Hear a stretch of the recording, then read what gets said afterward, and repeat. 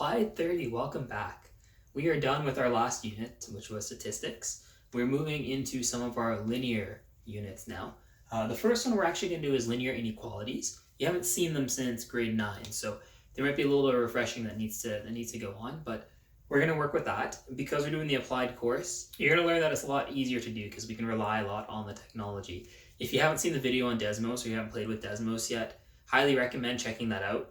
Otherwise, it's such a useful tool to have, especially in this unit. You know, you can basically make Desmos do 90% of the work for you. So highly recommend it, very useful. So starting off, we are looking at systems of linear inequalities. A system is when we have more than one equation, and inequalities are when we have more than one solution.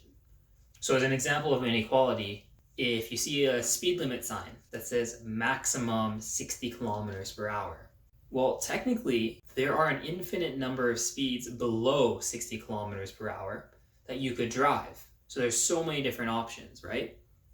If I applied for a job and they had something called a minimum salary, well, I would know that if I got that job, I'd be making at least that salary.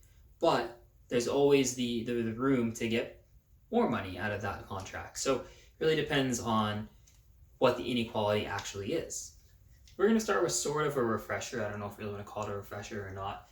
Essentially, what's happening is we have an inequality. Negative 2x plus 5y is greater than or equal to 10. How on earth would I graph that? Well, there's two options. The easy way is literally type that into Desmos and you're done. I'm okay with that. I'm going to show you what it looks like the math way, and then maybe you can appreciate that you don't have to do it the math way.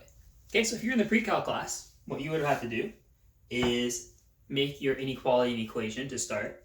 Then you have to calculate your zero. So calculate where your line crosses the x-axis and where your line crosses the y-axis. Once you have those points, you can plot them on your graph.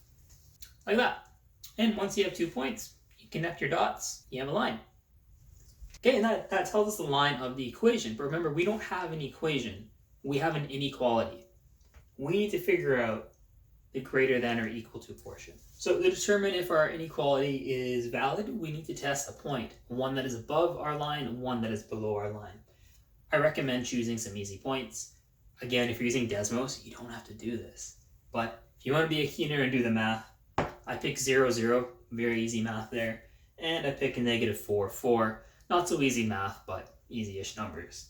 If I plug 0 in for x and 0 in for y, my inequality becomes 0 is greater than or equal to 10.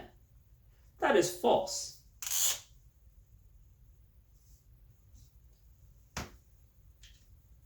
So I already know that everything below my line is not one of my accepted values. But I gotta test and make sure my other values are valid, just in case I made a mistake. So I plug in negative 4 for x, positive 4 for y, I end up getting 8 plus 20 is greater than 10. 8 plus 20 is 28. 28 is in fact greater than 10. Not equal to 10, but is greater than or equal to 10. So that means that anything that is above our line is a valid point. Now, what would we do if we were writing this down on a graph? No joke. You would have to shade in every single value that is valid, just to prove that it is in fact valid. Guess what does that for you? All right, Desmos does that. Pretty sweet app. One thing to keep out for, I just want you to be aware of this. Again, Desmos does this for you, but if you're using the greater than or equal to, if you're using the greater than or equal to or the less than or equal to sign, the line for your graph will be a solid line. If you're just using greater than or less than, you must use a dotted line because it means that the values on that line will not work for your solution. They will not work for your inequality. And if you were to test a point on that line, you'll end up getting an invalid statement, just like we got one over here.